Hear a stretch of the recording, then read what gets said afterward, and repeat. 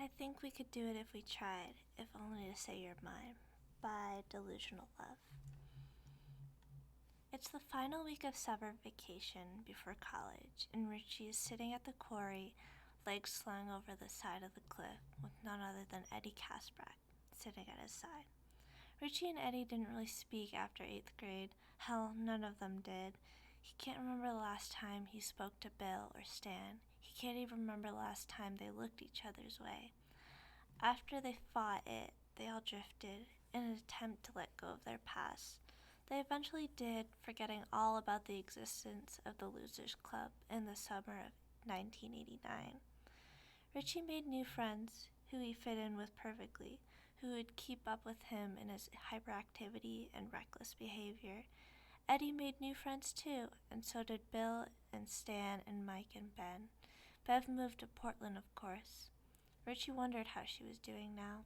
"I'm scared for college," Eddie admits, swinging his legs over the sides. "Are you?" Richie shrugs, taking a drag of his cigarette. Eddie had scrunched up his nose when he first saw the cigarettes Richie brought, complaining that he hated the smell, and Richie was trying to kill him because he was asthmatic. "No, not really." "Why not?" Eddie asks. "I need to get the fuck out of Drury, if I'm being honest," Richie answers. "I can't stand another minute here. Besides, what is there to be scared of?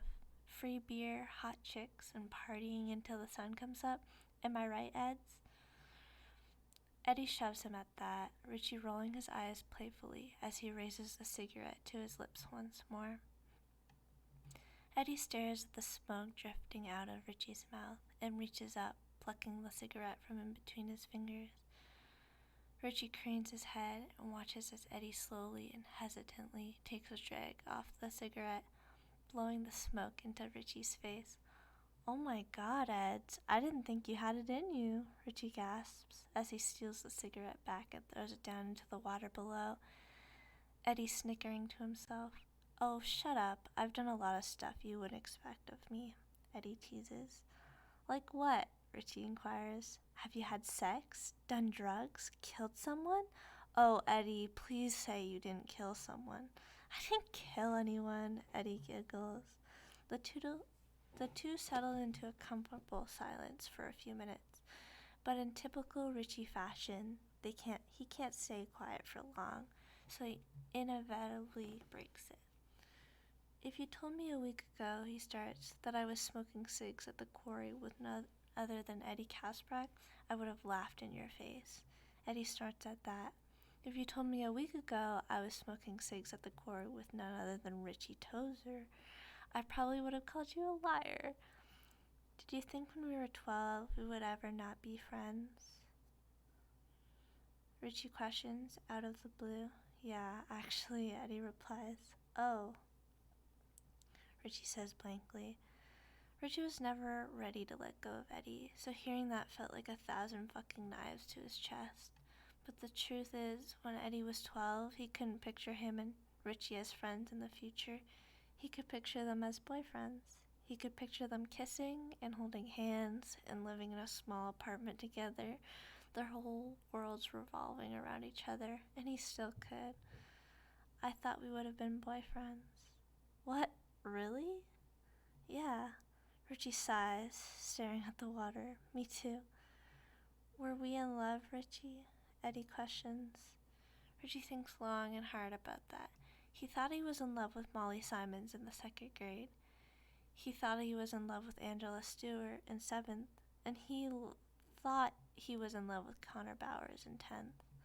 And now he realized he was in love with Eddie Kasprak the whole time. "I think we're still in love, Eddie," Richie responds. Eddie leans over and gazes past Richie's glasses into his brown eyes before they're kissing. Eddie kisses Richie as a way to make up for all the time they've wasted, and Richie isn't complaining. He isn't complaining until he remembers they haven't spoken since they were 13, and they're moving to 2 separate ends of the country and will probably never see each other again. Richie pulls away, and Eddie gives him a confused look. "Wait, Eddie, we can't." "Why can't we?" Eddie shrugs. "We're making up for lost time." We are moving across the country next week. We haven't spoken in 5 years. How do we know that this is just us experimenting or something? Richie, I know who I am as a person, and I've thought about you far too often for the past 5 years, Eddie confesses. I was never able to truly let you go, Rich, and I think that counts for something. Eddie's right. It does count for something, because Richie and Eddie have loved each other every single moment of their lives since they met. Even when they were apart, they were meant to be. But that doesn't mean we won't be utterly heartbroken when we have to leave each other, Richie says, concerned. I just got to love you. I don't want to lose you. Why can't we just keep in touch? Eddie suggests. We both know that never works out for anyone, Richie tells him. So does that mean we can't love each other? Eddie demands. Yes, it does, Richie answers firmly. I can't do heartbreak, Eds. It doesn't go well for me. Eddie scoffs. Like you've ever been heartbroken, Rich. We can make it work. I know we can. Do you think I'd ever be able to let you go? No, but... But what, Richie? Then there's no reason not to try, Eddie exclaims. I can't, Eddie, Richie whispers. I can't have you because if I lose you, I won't survive it. Eddie looks at him for a second before pushing himself to his feet, dusting off the overalls he was wearing. Have a good time at college, Richie. As Richie is watching Eddie leave for the last time, he realizes maybe Eddie would finally be something good for him. He's had too much loss in his life, and he doesn't need to lose another person he can get back. Wait, Eddie, Richie calls after him, scrambling to his feet and running to catch up to him. Eddie looks a bit shocked and watches as Richie runs so fast he almost tumbles into Eddie's small frame. What? Eddie asks quietly. I love you, Richie says, pressing a soft yet deep kiss to his lips, and I think we can make it work. Eddie smiles and throws his arms around Richie's neck. He pushes up to reach and kisses Richie like they were meant to be together all this time. I love you too, idiot,